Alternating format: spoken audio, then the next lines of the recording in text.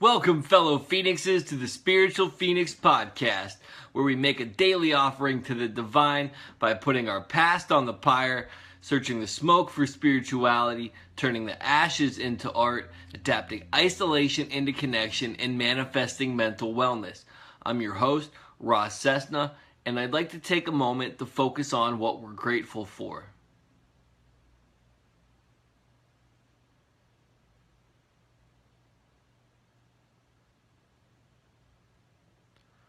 Today, I'm grateful for the convenience of modern transportation.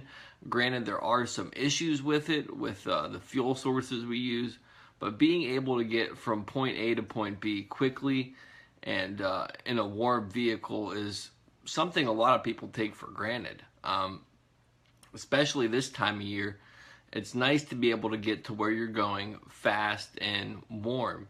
In active addiction, there was plenty of times where I would walk 30, 45 minutes in cold weather just to get a buzz. And I was thinking the other day about how I wasn't going to the gym because I didn't want to get out of the car for 3 minutes to walk into the gym. And it's like, dude, don't be an ungrateful idiot.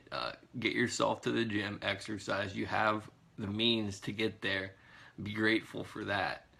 And keeping in the tradition of Wordplay Wednesday, I'd like to get into our words. The first word is research.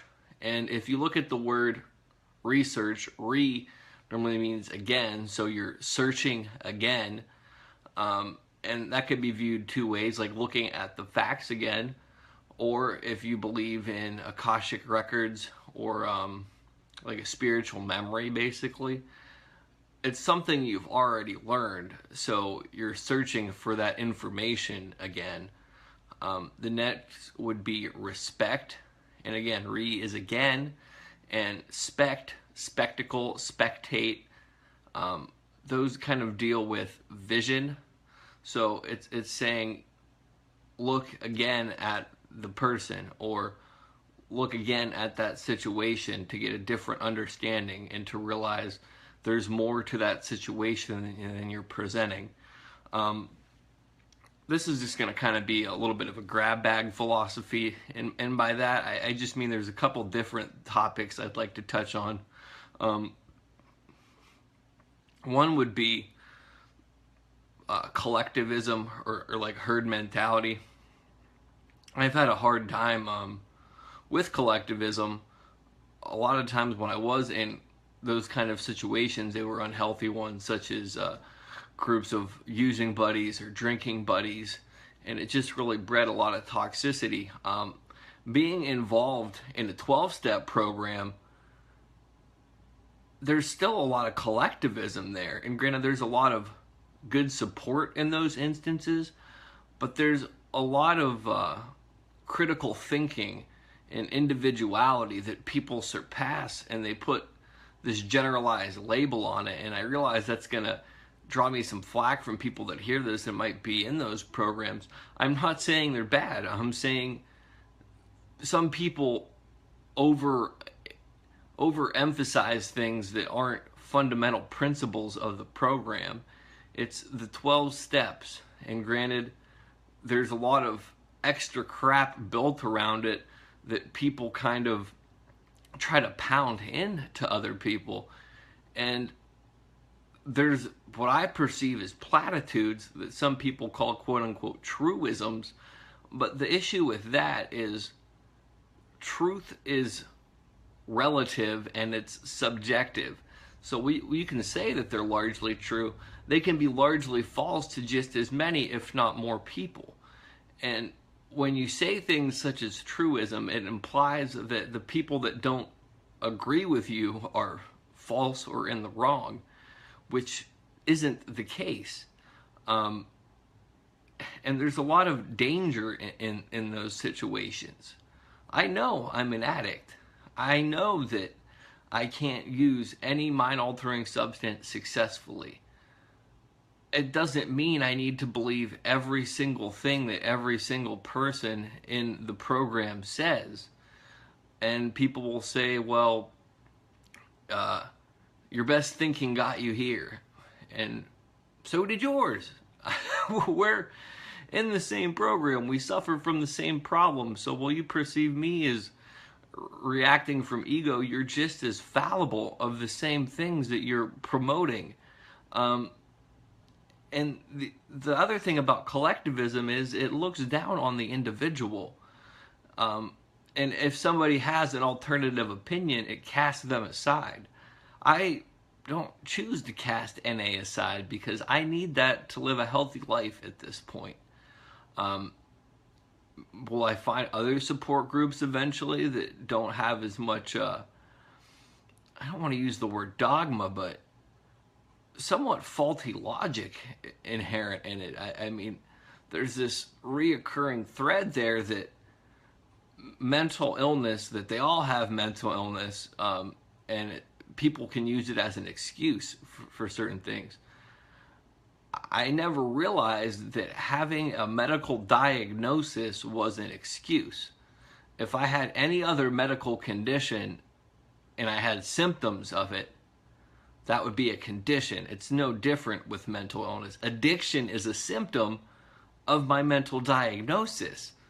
And a lot of people will say, well, we're all a little bit bipolar or whatever in 12-step programs. Really? Do you have the diagnosis? Are you a trained professional? Bipolar isn't something you admit to yourself and have to recover from. Granted, if you have bipolar and you're diagnosed, you may need to admit to yourself to treat it, but there is a diagnosis for it. There's chemical differences in the brain. There's behaviors that are associated with it. What most people think of bipolar isn't bipolar either. Most of the time, that tends to be more along the lines of borderline personality disorder. Bipolar is like up and down over weeks, months, etc. Borderline personality disorder, on the other hand, is very up and down emotional reactions to situations. The media has really skewed what those things mean. I mean, at one point I heard some woman say, oh, my car is bipolar. Really? And what I wanted to do was say something, but I had been practicing mindfulness, so I just let it go. But people's concept of mental illness is skewed. And granted, I have alternative views on recovery from it in some regards, and I have alternative views on what it actually means. But I'm not saying that mental illness doesn't exist, because I've lived it. I've seen people I care about live it. I've lost people in my life to mental illness, so you can't tell me it's not real. And you can't say that it's just part of addiction, because then you're looking at it skewed. The next thing is this sense of, I guess it still falls into collectivism, is if somebody else says something, it's true, or if other people support your shitty logic that it's true, that it's simply not the case. I had a debate with somebody about a topic I won't mention, but they essentially accused me of something that they did, and then they did even more so what they said that they didn't do, and then they said, thankfully, they didn't do it. And cognitive dissonance is rife, and I'm intelligent enough to know that I can fall into cognitive dissonance myself, and I may even be in these situations. The issue is people being so damn cocksure of every little attitude or opinion that they have, or feeling that they need to tell me how I need to do things, or tell anybody else how they need to do things. You can bring up a point to somebody, but you should do so with respect, and you should do a little research on the topic before you form such a stringent opinion that you're going to label across the board for everybody. I mean, people say that could take you back out, or these things, and it's like, what could really take me back out is having a mental illness and having people not understand me and being disrespectful and being overly opinionated about things. They have really no right to have an opinion about. I mean, one of the quote-unquote truisms in recovery is worrying about yourself and worrying about your recovery. And there's a lot of people that seem to miss that. It's a 12-step program that I have to work with people in my life. And if I want your opinion, I'll ask for it. There's no need to flagrantly throw information around that only really promotes your own ego. And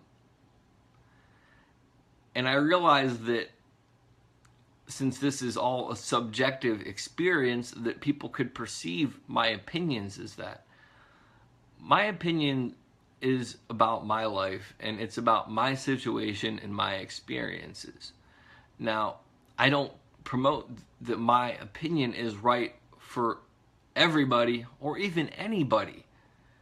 And I'm not going to say that it's because I'm different or that I'm better than. It's my life experiences have equaled a different sum than other people. If people haven't had the exact same life experiences, they don't necessarily have the information or the outlook or the opinion that I have. I'm willing to grow and learn. A lot of people fall into the trap of not willing to grow, not willing to learn, and assuming that they're 100% accurate. And when that's repeated in a collectivism form, it then makes people that hold alternative opinions feel less than, feel inferior, feel insignificant, feel wrong. And I've lived my whole life like that. I'm in recovery now from mental illness, part of that mental illness being addiction issues. So maybe I do have different needs than other people in the 12-step programs. That's okay. That's called reality. That's called life. You can't generalize a whole situation and assume that it's going to blanketly cover everybody. Collectivism does that, and collectivism is dehumanizing. Unity is about acceptance and tolerance and respect for different opinions. Collectivism is the exact opposite. It's saying become part of the Borg and do as we say, and if you don't, you're wrong. And maybe some people need that. Personally, I don't. I could really rant on this subject a lot more. I'm somewhat passionate about it, if you couldn't tell. But I'm going to let it go, and I'm going to put this episode on the pyre. Please check the links below for links to all my social media accounts. If you're listening to this, you can watch a video of me talking on YouTube. And if you're watching me talk on YouTube, you can listen to me on iTunes or SoundCloud. I do free tarot readings occasionally, and I'm building up a database so you can select a reading at random choice or read the most recent reading. I just did one today, and it was pretty auspicious overall. A link is in the description below. Please leave a review on iTunes if you like the podcast, as it'll help me reach new listeners. And you can contact me via message on Facebook if you have any topics you wish to bring to light, or if you would like to potentially be a guest on the show. Ideally, if you want to be on the show, you will have had a life obstacle to overcome that has led you to a positive outlook, a positive philosophy, a spiritual experience, or some kind of motivational anecdote that you can give from your own experience. And if you could also please take the time to listen to the PodTrack, or to respond to the PodTrack listener survey, as it'll help me understand my audience. Finally, if you'd like to get paid to write, you can click the link below. All you have to do is be able to write 5 sentences in English. And with that, love and light, namaste.